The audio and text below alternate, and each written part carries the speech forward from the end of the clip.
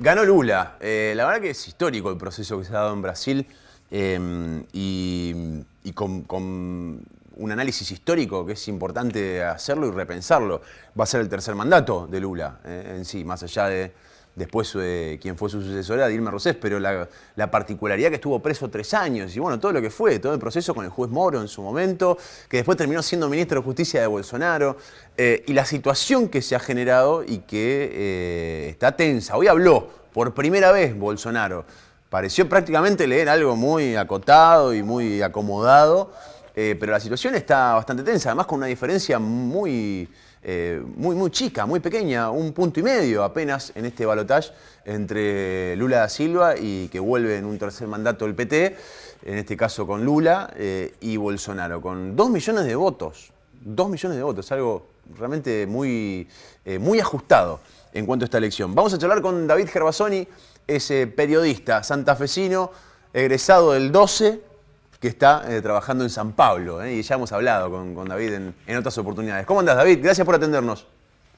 Hola chicos, ¿cómo están? Un abrazo grande y bueno, es un placer poder estar hablando con ustedes y bueno, tratando de compartir un poco algo de la realidad que se está viviendo en Brasil en estas últimas horas. Bueno, Sao Paulo además un distrito potente, importante. Lo primero que te quiero preguntar es cómo está el clima actualmente, porque lo que nos llega y lo que fuimos viendo a través de algunos medios de allá, inclusive con algunos colegas que están laburando como vos allá, es que está muy tensa la situación, ¿no? Sí, comentabas antes de presentarme sobre el discurso de Bolsonaro que había mucha expectativa en realidad, todos estaban expectantes sobre lo que iba a decir Bolsonaro, que terminó dando un discurso un poco más, pero muy moderado, ni siquiera se refirió a las elecciones, un Bolsonaro que dijo que no estaba de acuerdo con los cortes de ruta y literalmente él dijo que esa era una forma de protestar de la izquierda y que ellos no Claro. tenían que imitar a la izquierda. Eso es una de las cosas que dijo Bolsonaro. Por otro lado, dijo que iba a cumplir la Constitución y pese a que se esperaba más de Bolsonaro, todos coincidimos en que por lo menos habló. ¿Por qué? Porque el silencio de Bolsonaro estaba generando un clima bastante tenso en todo el país. Si ustedes lo pudieron ver en los medios de comunicación, varios cortes de ruta, más de 200 cortes de ruta en Brasil, casi 20 estados afectados por estas manifestaciones, en un principio camioneros, pero también había otros votantes de Bolsonaro que no era poco lo que pedían que el ejército se haga cargo del poder, inclusive horas después de darse a conocer el resultado de las elecciones, se podía ver en varios videos que eran compartidos en las redes sociales, donde los manifestantes decían: no nos vamos a mover de la ruta hasta que los militares se hagan cargo del poder. Y uno como argentino escucha eso y es bastante difícil no poder entender que la sociedad esté pidiendo la intervención militar, sabiendo que en Sudamérica en realidad no fue la mejor etapa de la historia justamente de los países cuando los militares se hicieron cargo del poder. Pero bueno, esa era la situación que se vivía en las últimas horas aquí en Brasil. Ahora, después de que el presidente Bolsonaro habló, ya los cortes son menos, si bien se mantienen algunas manifestaciones, ya son menos porque de alguna manera el presidente bajó línea, entre comillas, diciendo que no se corten las rutas, que la gente se puede manifestar, pero que no corten las rutas, y obviamente también la presión de diferentes sectores, ¿no?, que esperaban que Bolsonaro se refiera al respecto. Ahora, fue muy impresionante también ver el proceso, ¿no?, mediante el cual se llega a esta elección, con mucha violencia, con muchos episodios realmente muy preocupantes, desde gente armada hasta violencia estricta y directa vinculada a un lado o el otro, digamos, ¿no? Sí. Eso daba a entender que el clima iba a ser picante. Y el último episodio que involucra a una diputada Una diputada bolsonarista que se bolsonarista, dio sí, el sí. domingo, exacto, que ustedes lo pudieron ver, que bueno, repercutió en toda la prensa internacional, que bueno, discute con un hombre que le dice, bueno, que ya se van a ir, que Lula va a ser presidente, bueno, ella sale corriendo, se tropieza, y ahí el guardia de seguridad saca un arma, ella también, hacen disparos al aire con un hombre que está Terrible. totalmente desarmado. Digo, ese era el clima que se vivía horas previas a las elecciones, y sin contar los casos de violencia y asesinatos que se vivieron los meses anteriores. Es decir, Asesinatos, o sea, esto es literal, digamos, hubo asesinatos vinculados a fanatismo político. Sí, e inclusive hubo un caso, si no me equivoco, en Santa Catarina hace algunos meses atrás, donde un funcionario público estaba festejando su cumpleaños con una consigna del PT y discutió con Sí. otro funcionario público que era, bueno, se identificaba como bolsonarista. Ese fue a la casa, buscó un arma, volvió y lo mató. Fue así, fue simple, digo. Después hubo otros casos también en otro estado, si no me equivoco, en Acre, donde dos trabajadores del campo, humildes, empezaron a discutir de política y uno lo mató con una faca, lo apuñaló al otro y lo mató. Digo, ese era el clima que se vivía en la calle y bueno, y cientos de episodios de violencia que no terminaron en muerte, pero que es violencia al fin. Y ese era el clima muy tenso que se vivió y que se vive en realidad todavía, porque la sociedad está extremadamente polarizada. Ahora, sobre todo desde la dirigencia política, no hubo mensajes de calma, de pasividad, ¿no? Sobre todo desde Bolsonaro, digamos, un tipo como Bolsonaro que en sus declaraciones es muy vehemente, que ha dicho, bueno, a mi criterio, barbaridades, porque hemos escuchado decir barbaridades a Bolsonaro. No hubo, digamos, un tratar de poner paños fríos ante estas situaciones. Hasta parecía que en algunos casos se alentaba, ¿no? El famoso pum, pum, pum, después de Bolsonaro. Vamos a decir, che, pará, en este momento, digamos. La Sí, dirigencia no es que tomó un papel de decir, che, bueno, pará, preservemos la situación. el discurso siempre fue, de alguna manera, el que el ciudadano tenía que armarse, que tenía que defenderse, y ese es un discurso que se cuestiona mucho, principalmente por los sectores más progresistas, por el ala más de izquierda, si quiere así, del arco político, pero también en la sociedad, ¿no? Quienes por allí consideran que el arma no es justamente la manera en la que se tiene que ejercer justicia en el país. Bueno, del otro lado había un discurso totalmente agresivo de que el ciudadano tenía que armarse contra los delincuentes, pero bueno, ese discurso también de alguna manera generaba una idea de que todos tenían que armarse y ante cualquier discusión, ante cualquier situación de violencia ya podés hacer el uso del arma, digamos. Eso es muy peligroso, esos discursos violentos generan justamente ese ambiente social.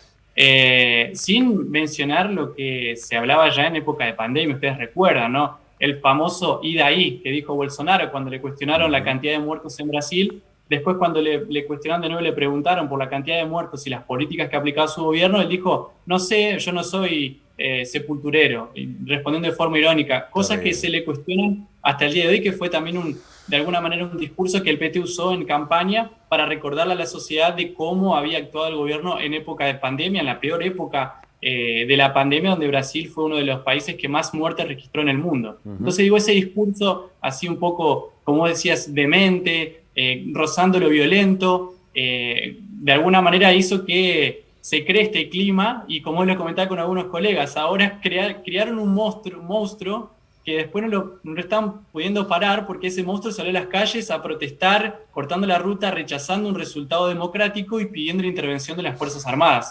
Imagínense al punto de que llegó ese discurso violento que comenzó hace algunos años atrás. He visto también algunos bolsonaristas denunciar públicamente, no en la justicia, fraude. Hay que decir, y para entender, corregime vos seguramente en los datos que no estén bien, pero Brasil tiene un sistema de votación electrónica desde fines de los 90. Cardoso fue electo por votación electrónica, Lula fue electo por votación electrónica, Dilma fue electa por votación electrónica, Bolsonaro fue electo por el mismo sistema y ahora Lula de vuelta fue electo por el mismo sistema. Nunca existió, digamos, un manto de duda tan profundo sin ninguna prueba, porque además no hubo ninguna denuncia judicial oficializada de absolutamente nada. Pero de alguna manera fue una herramienta que utilizaron algunos para justificar una derrota electoral, ¿no?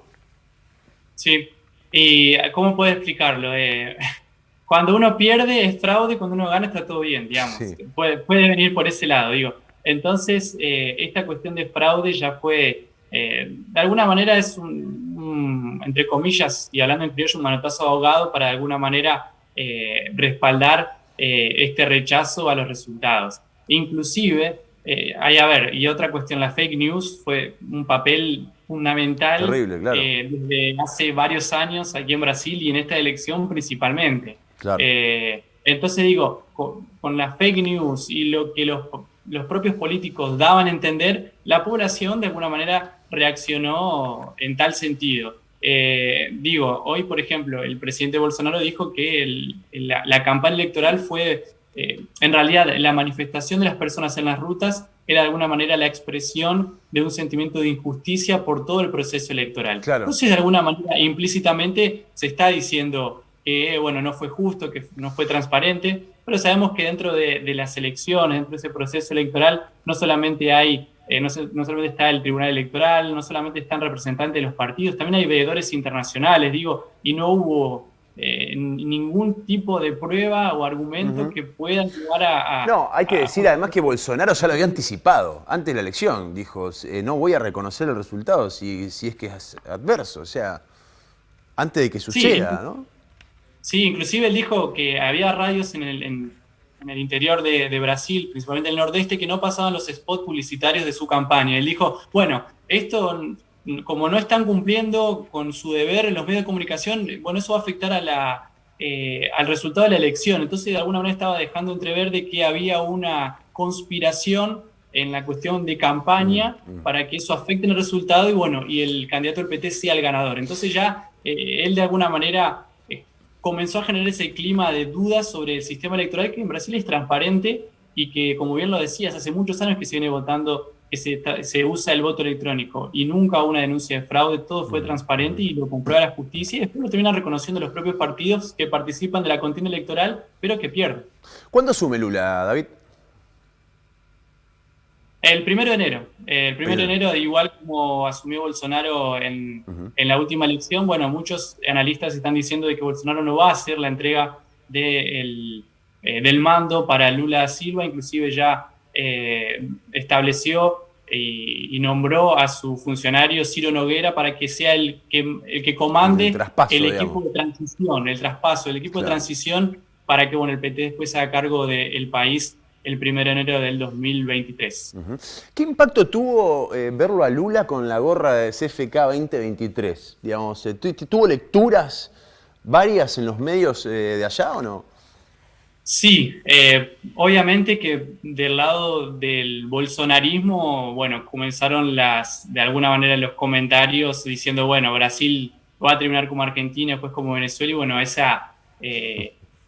eso que, bueno, que los sectores de centro-derecha vienen diciendo hace muchos años, tanto en Argentina como en Brasil. Por el otro lado del progresismo se ve con mucho optimismo la cuestión de la unión nuevamente de los países sudamericanos, uniones comerciales. Y bueno, estuvo Alberto Fernández en el día de ayer aquí en San Pablo reuniéndose con Lula. Sí, te digo que Alberto Fernández habló más en Brasil de lo que viene hablando en Argentina los últimos 4 o 5 meses. En ese videíto corto, viste, que le dijo, te felicito, qué sé yo, qué bien, qué... Bueno, más o menos dijo la misma cantidad de palabras para los argentinos en estos últimos meses. Acá hay un silencio. Exacto, sí.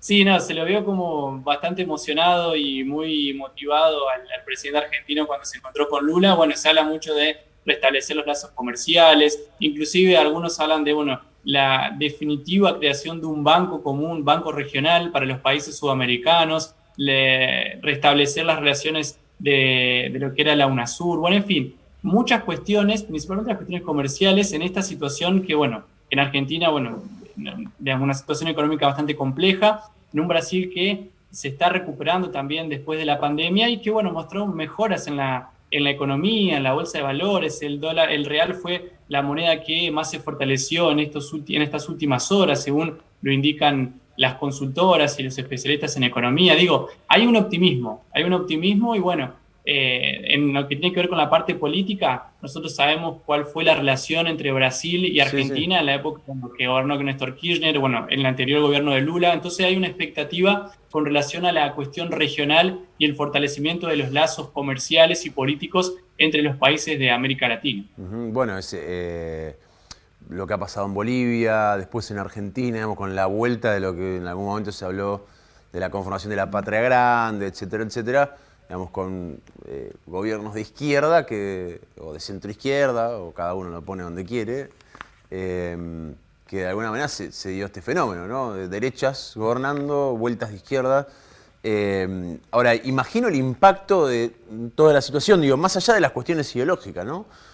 De Lula habiendo estado preso en su momento, siendo candidato, o sea, proscripto básicamente, digamos, con algo que después se termina demostrando, digamos, el juez Moro queda en evidencia absoluta cuando se dan a conocer las comunicaciones y un montón de otras cuestiones digo, de un candidato en ese momento, expresidente, preso 3 años, y que ahora vuelve a ser presidente, ¿no? Ese impacto también, me imagino que tiene otro color desde allá.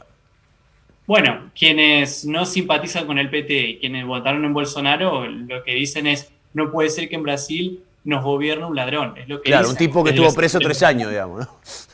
Exacto. Después, bueno, la cuestión judicial de leer la causa, de informarse, por ahí, bueno, eso, bueno, queda para un lado. Sí, Por el claro. lado del PT, bueno, justamente celebran la vuelta de un presidente que fue absuelto, según lo que ellos sostienen, que no tiene nada, que no le debe nada a la justicia, que todo fue parte de una operación, y bueno, refuerzan lo que vos mencionabas. Un juez que lo condena, que bueno, después es ministro del el presidente que asume y que iba a ser el contrincante electoral de Lula, pero que al final la justicia anuló la candidatura de Lula. Digo, muchas suspicacias en el medio, en fin.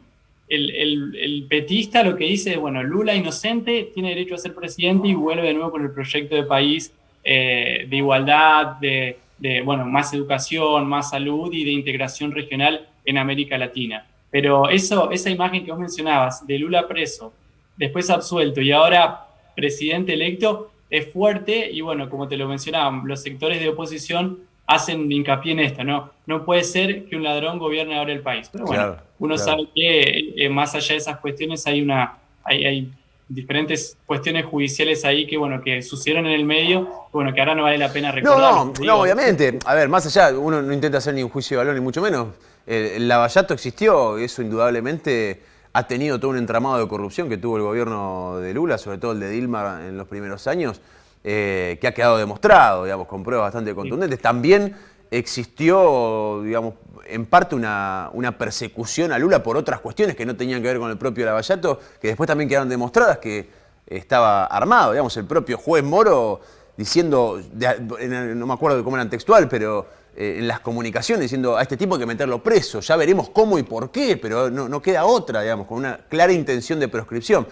Digamos, es imposible por ahí podemos, analizar, ¿no?, el contexto general, pero sí es cierto que lo que vos describís es obvio, ¿no? De un lado y del otro las visiones son absolutamente opuestas. sí, y podemos decir una frase ahí que en Argentina es muy común, el partido judicial, tío, también Sí, juega claro. su papel en este momento. Y algo importante también creo que vale la pena mencionar, la vuelta de los gobiernos de izquierda, tal vez, o centro izquierdo, progresistas, América Latina, tienen un condimento diferente, porque por ejemplo el vice de Lula no es un hombre ligado, que es Alckmin, no es un hombre ligado a los sectores de izquierda, ni mucho menos, es un hombre de centro. De alguna manera el PT buscó un acuerdo con sectores más de centro, un poco de centro derecha, porque, bueno, necesitaba tener ese voto del lector de Claro. centro o de centro derecha. De hecho, Entonces digo, esa vuelta al progresismo no es el mismo que en la década sin pasada. duda. Digo. De Hay hecho, le alcanzó cosas. justo, ¿no? Justito. Sí, sí, sí, sí. El país está dividido literalmente, 50-49, fue eso. Inclusive Lula fue el presidente más votado de la historia de Brasil y la diferencia con el segundo, la menor de la historia de las Claro, elecciones de claro. la vida democrática de Brasil, digo, fue una elección muy interesante y que va a quedar para la historia, sin duda. Gracias, David, por tu tiempo. Te mandamos un abrazo grande desde acá, desde tu tierra. Un abrazo grande ahí para todos los televidentes, para ustedes también y bueno, estamos a disposición para cuando lo necesiten.